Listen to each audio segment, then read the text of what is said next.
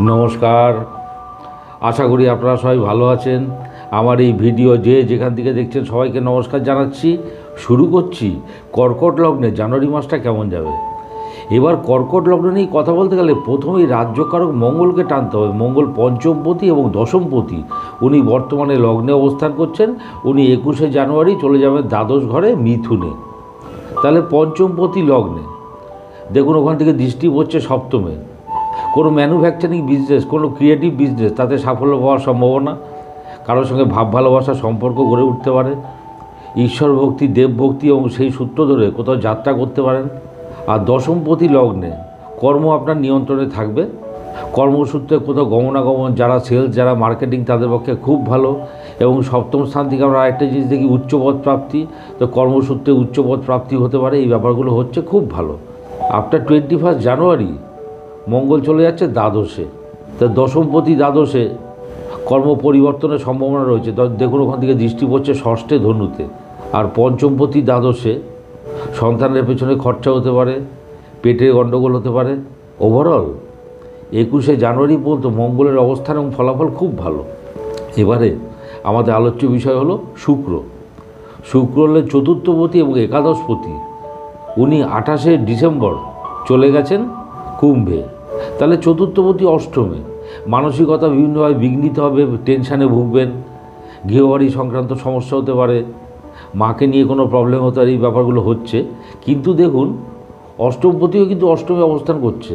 ষষ্ঠ, অষ্টম, দ্বাদশপতি যে ভাবে থাকে সেই ভাবটা নাশ করে। এটা একটা বিপরীত রাজ্য। তাহলে আপনার অবস্ট্রাকশনগুলো কেটে যাবে। আর একটা বা চেস্টে কোনো প্রবলেম হতে পারে, কনসাল্ট উইথ ডক্টরস।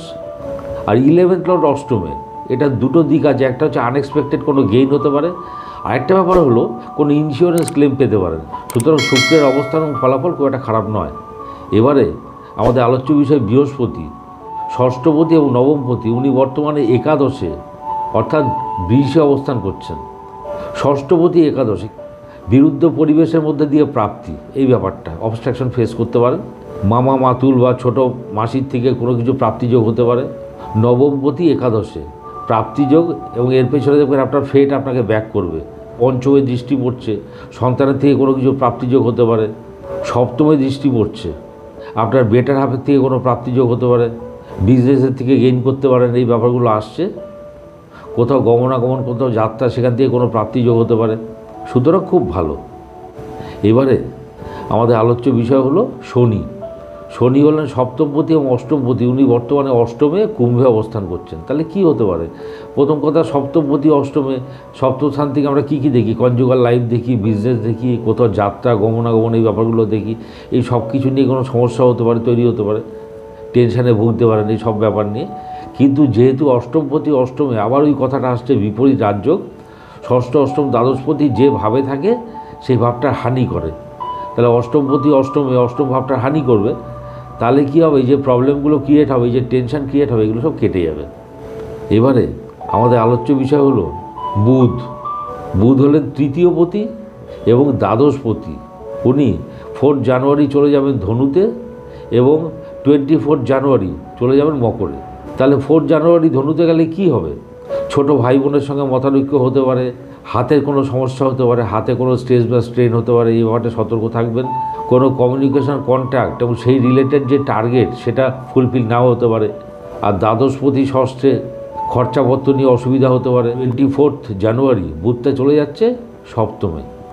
বাণিজ্যের স্থানে নিজের উদ্যমের প্রকাশ, এই ব্যাপারগুলো আসছে। কারোর সঙ্গে সম্পর্ক স্থাপন হতে পারে, ছোট ভাই বোনের সঙ্গে কোথাও গমনাগমন করতে পারেন। আর দ্বাদশপতি সপ্তমে অতি দূরে ভ্রমণ বা বিদেশ যাত্রা হতে পারে। যারা এক্সপোর্ট ইম্পোর্ট ব্যবসা করেন তাদের খুব ভালো। আপনার বেটার হাফের পেছনে খরচা করতে পারেন। এই ব্যাপারগুলো আসছে, সুতরাং ভালো। এবারে আমাদের আলোচ্য বিষয় হলো রবি। রবি বর্তমানে রয়েছেন ধনুতে। উনি 14 জানুয়ারি চলে যাবেন মকরে। তাহলে দ্বিতীয়পতি ষষ্ঠে, কথাবার্তা সাবধানে বলুন। আপনার কথাবার্তা নিয়ে বিরুদ্ধ পরিবেশ তৈরি হতে পারে। আত্মীয় কুটুম্বের সাথে, আত্মীয় স্বজনের সঙ্গে মনোমালিন্য হতে পারে। আর একটা ব্যাপার চোখের রোগ, এই ব্যাপারে সতর্ক থাকবেন। 14 জানুয়ারি রবিটা চলে যাচ্ছে মকরে। বিজনেসে অ্যাসেট ডিপ্লয় করতে পারেন।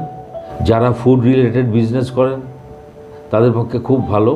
আত্মীয় কুটুম্বের সাথে কোথাও গমনাগমন করতে পারেন, এই ব্যাপারগুলো আসছে। সুতরাং রবির অবস্থান এবং ফলাফল খারাপ নয়। ওভারঅল কর্কট লগ্নের পক্ষে জানুয়ারি মাসটা ভালো যাওয়া উচিত। ভিডিওটি ভালো লাগলে লাইক, শেয়ার, সাবস্ক্রাইব করুন। সবাই ভালো থাকবেন। নমস্কার।